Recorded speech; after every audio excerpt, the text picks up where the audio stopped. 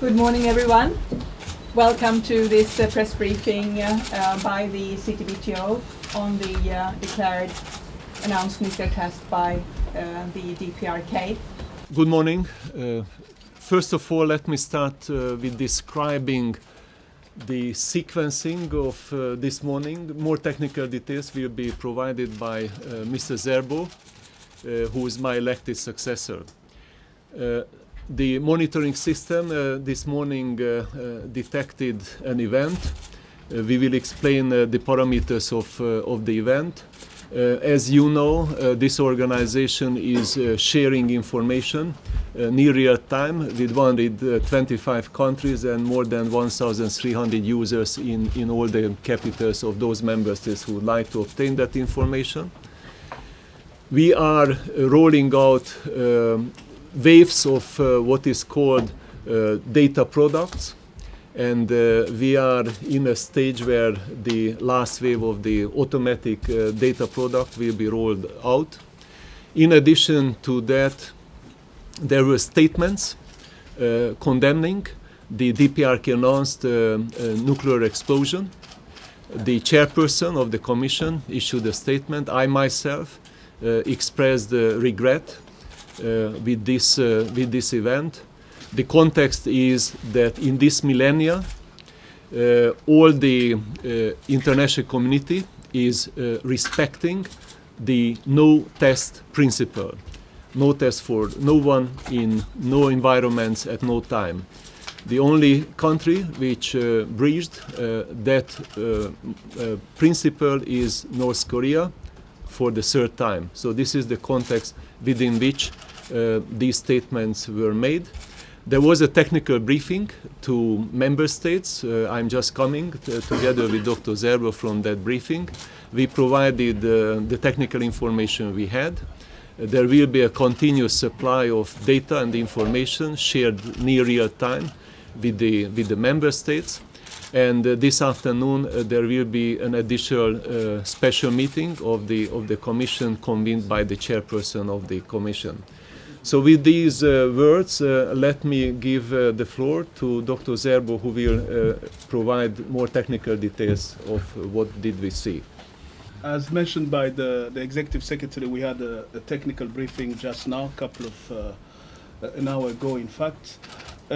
What happened, as you know, the treaty is not yet into force, but that doesn't stop us from monitoring the world in a uniform manner to see whatever event happen, and then to try and discriminate between a natural and then a man-made event. So at 2:57 UTC today, we recorded an event in the peninsula in terms of geographical region with roughly a magnitude of 4.9, which compared to the magnitude we had from the 2009 one, if you take it in a logarithmic scale, it will be roughly twice as bigger as what happened in 2009.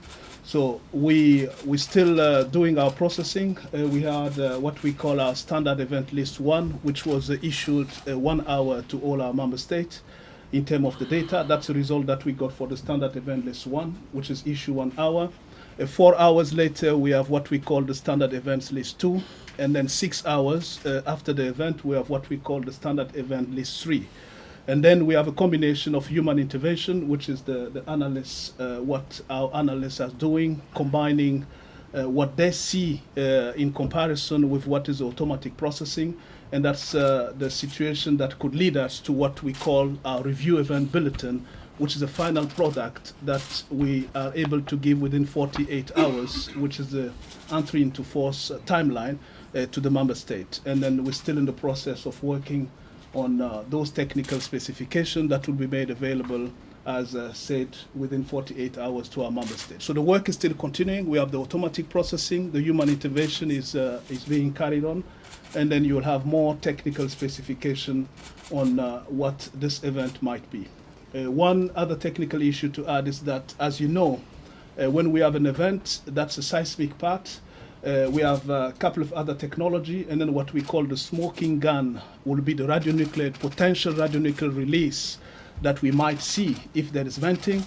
And then that cannot be, we cannot say anything about that before 2 to 3 days minimum. So, and then that could take weeks. As you know, in 2006, it took us 12 days before we could see a sniff of the radionuclide in, 7,000 kilometers away in Canada. So right now, we're still monitoring. We're doing human intervention on the seismic data, and then we're working on the radionuclide. We're waiting for the radionuclide product to see whatever important can come out as a smoking gun, if any. So I just have a couple of slides to show here. The first one is a slide of historic seismicity on the Korean Peninsula from 2005 to 2013. So these are events that we have detected and located in the past. This is the last 24 hours, our most important automated bulletin. And these are the events that were detected purely automatically by our system and put up. Here we have a sample of our products and our waveforms that we send out. As soon as we get our waveforms, they're sent out immediately to our member states. Then we have an automated product called the Cell 1 that goes out within 1 hour of any event that occurs. This one went out at 4 a.m. in the morning, UTC, which was about 4 minutes ahead of our scheduled time. And Cell 2 came out at 7 a.m., 3 hours later, and it again was 4 minutes early. We have another final automated bulletin, which probably came out about an hour ago, and we haven't updated this slide yet, but it is already out. And then we'll be starting our analyst review immediately. These are the events in the primary seismic network of 50 stations that we have used for the detection and that detected in our Cell 1 event. So this is 23 stations of our primary seismic network out of the 41 that were operational, 39 that were operational. This is just a visual, a cartoon of the seismic energy emanating from the source of the event.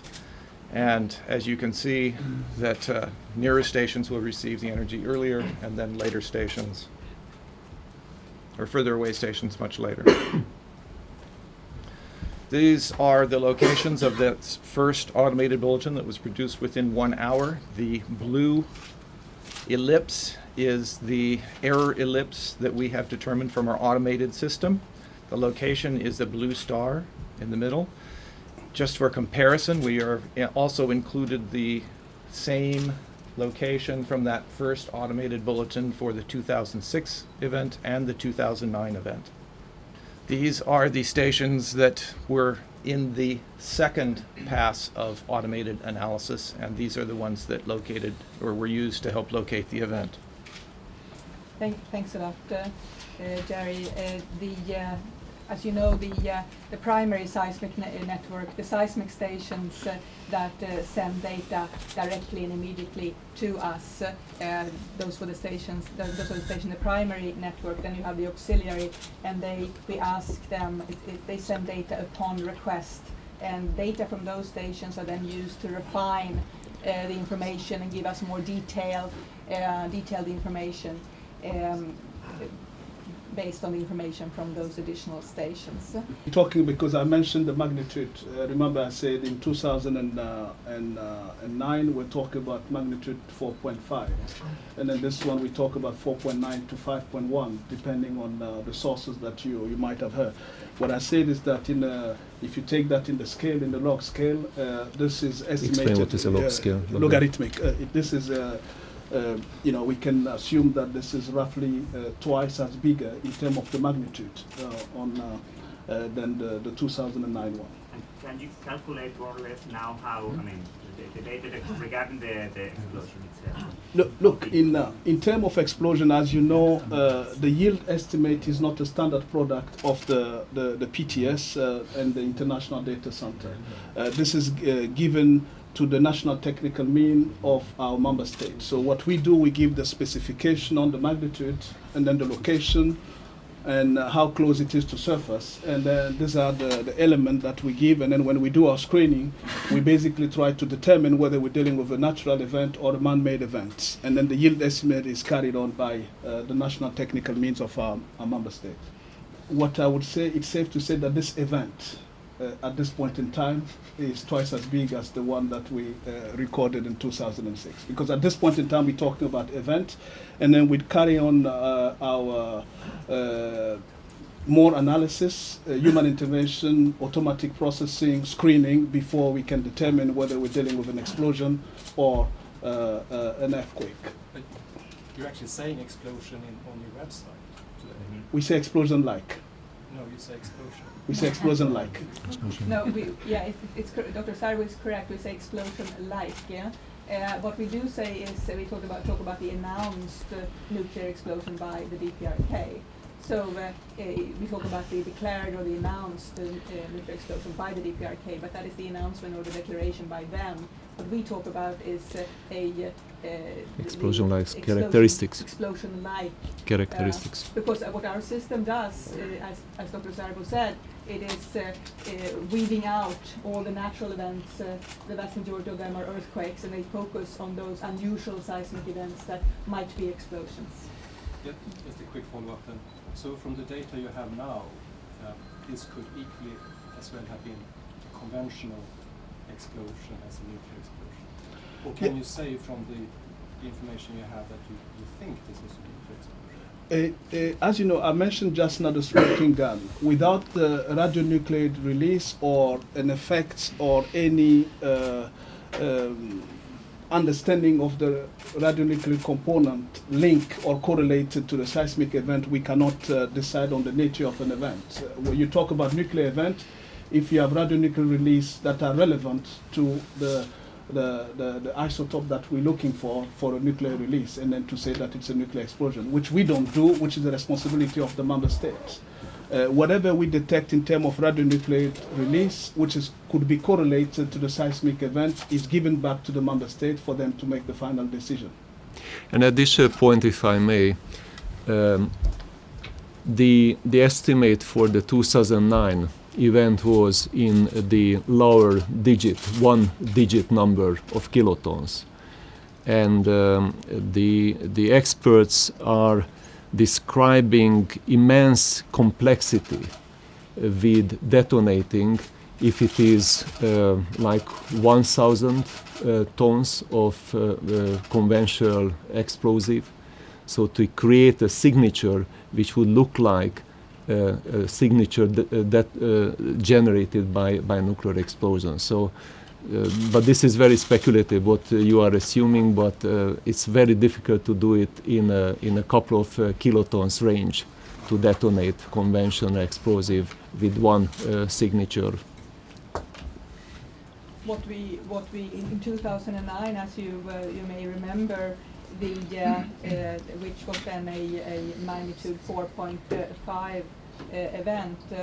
The seismic data was very comprehensive, and the seismic experts did come to the conclusion, based on the seismic data, that with reasonable certainty was a nuclear explosion. But that required more analysis, more data. More questions? Yes, please, Jon.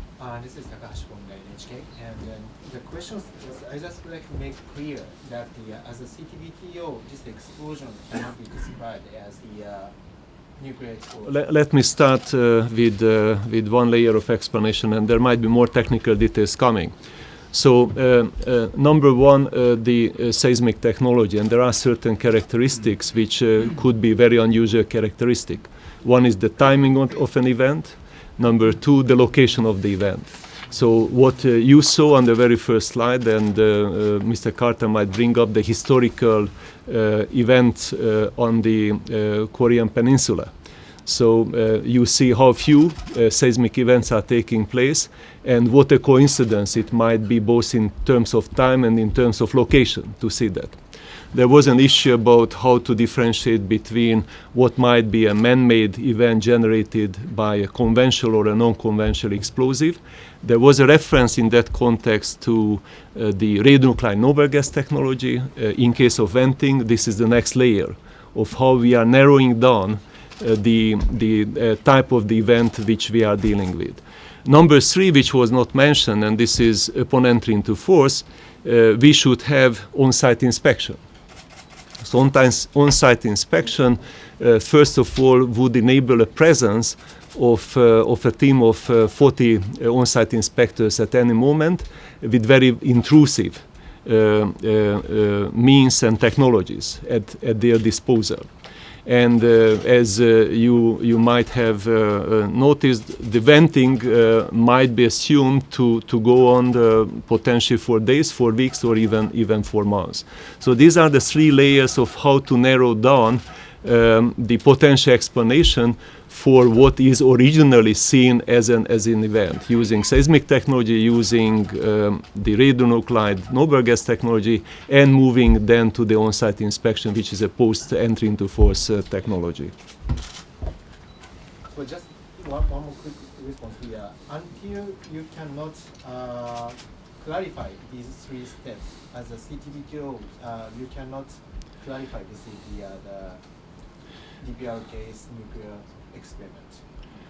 Or the last analysis should be on-site inspection, which is more difficult to realize. Look, again, you have to, first of all, you have to start with looking at the map. Okay, so the map itself, if you have a look at the map, is revealing that on the continental North Korean territory, for the last 10 years, with the exception of these 3 events, 2006 and 9 and 2013, there was practically a minimum level of seismicity, a couple in the northern area.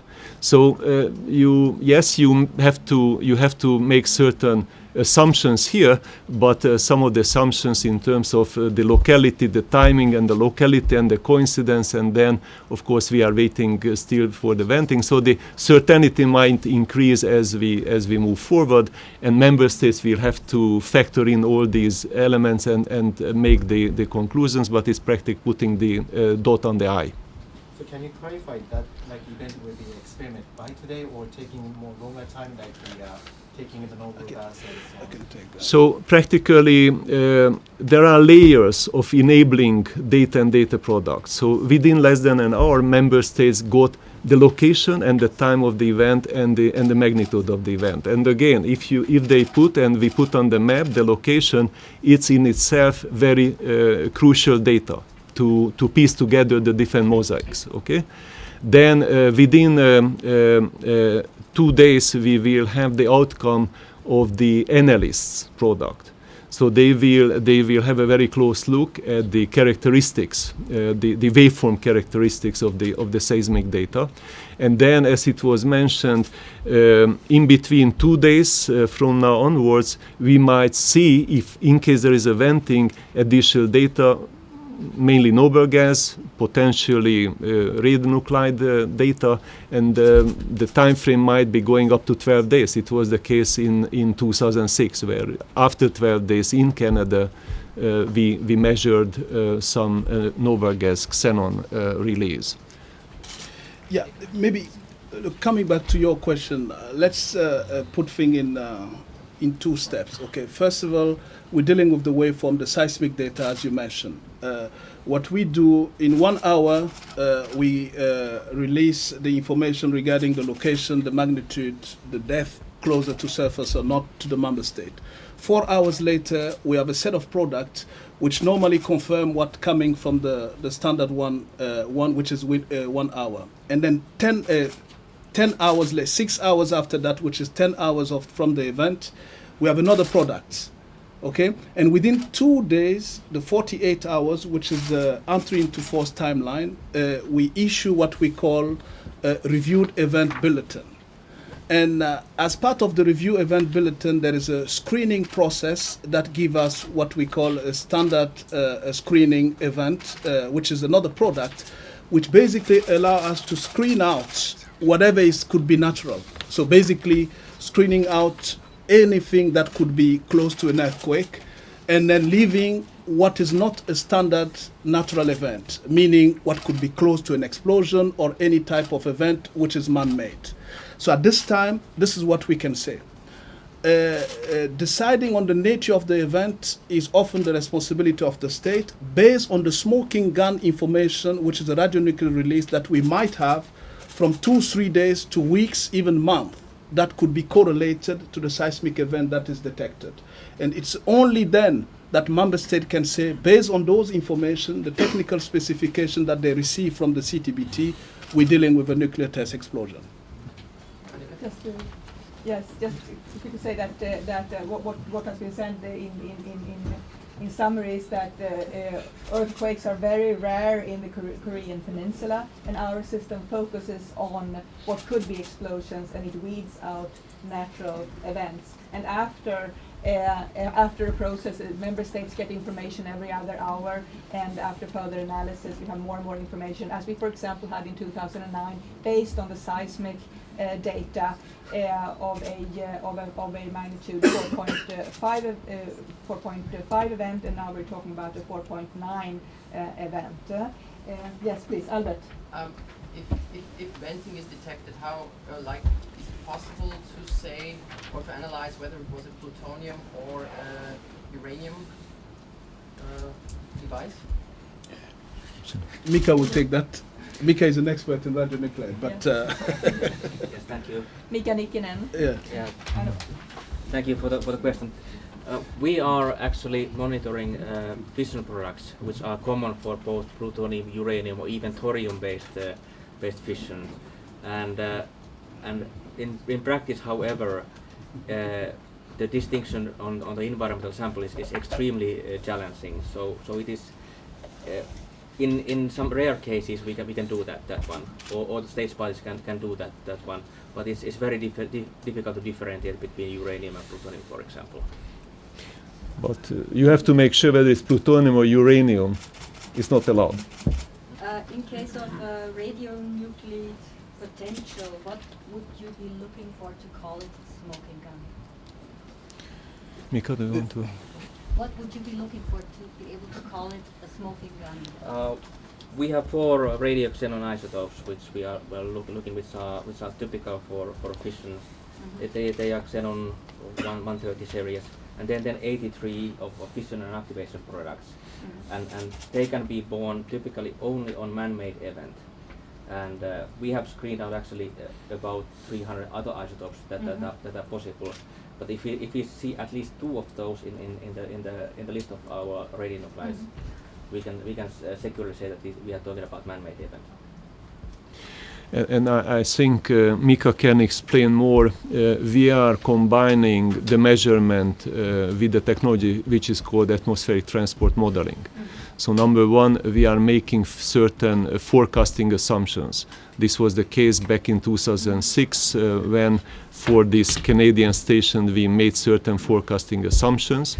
And then once those assumptions are proven by the measurement, then we are trying to check whether release which is polluting the background on solar isotopes can be a source of the measurement. There are a couple of facilities which are producing some of the noble gas which could make it more complicated, the background noise situation. So combination of measurement with atmospheric transport modeling, and again corroborating the projection and some of the backward projection. May I add one thing is that there are 2 issues, location and time. Now we have location and we have time. When we start to see the detections, if we start to see the detections in the radionuclide system, then we can co-locate it with artificial transport modeling. In addition to that, if we see multiple radionuclides, we can calculate the event time based on the isotopic ratios. And that's a very really sophisticated way of doing the analysis. One more point, that data is available near real time, so as soon as we have this measurement on 83 plus 83 isotopes, 4 noble gases, for nearly 90 stations in 10 different timelines. This data is available online for the 1,300 users. And we will provide updates on Twitter, on our newsroom, on our website, and in press releases as soon as we have more information and more detailed information as the first step from our seismic network with all the stations there that have been locating the event, and the data there is still being gathered and analyzed. Any additional question? Yes, please. Yeah, I'd like to confirm about the assessment of the size of Could the you please mention your your name? Yeah. My name is Udagawa Ken Udagawa of Kyoto News, and I'd like to confirm about the assessment of the size of the explosion, like if it is nuclear test, then there could be was there a possibility to reach to have a 10 kiloton size of conventional explosive, so two-digit number. Is it your assumption or? Yeah, no, not assumption, but it could be. There was a possibility or not. Look, in the case of 2009, the experts around the world, they were assuming 1-digit kiloton event, which happened at that time. So, as it was explained, we are in the process of fine-tuning the data, sharing this data with member states. You heard that the magnitude of the event, because of the logarithmic scale of increase, is twice as big it was in 2009. So these are some of the contextual elements which are available to us at this stage. This is where I would stop my own speculation level. It is indeed a much larger event than in 2009, as Dr. Servo said. Twice the magnitude of the event in 2009. Any further questions? I think just maybe just to add, I think we haven't said it much, but we shouldn't neglect, in case of the entry into force of the treaty, the importance of on-site inspection. I mean, on-site inspection in any case, I mean, what happened in 2009 has given the proof again that without any venting measured by our monitoring station, the only way to confirm whether we have a release linked to a seismic event is by the on-site inspection, and that only coming through the responsibility of the member state when the treaty enters into force. And as you know, many of you have asked or pushed us to go through the nature of the event. The nature of the event is the responsibility of the member state. We're making sure that we're giving all the technical specification, both in the seismic and the smoking gun, which is the radionuclear, for them to correlate both and then make the final decision. I think that's the important thing that we should say here as a responsibility of the CTBT.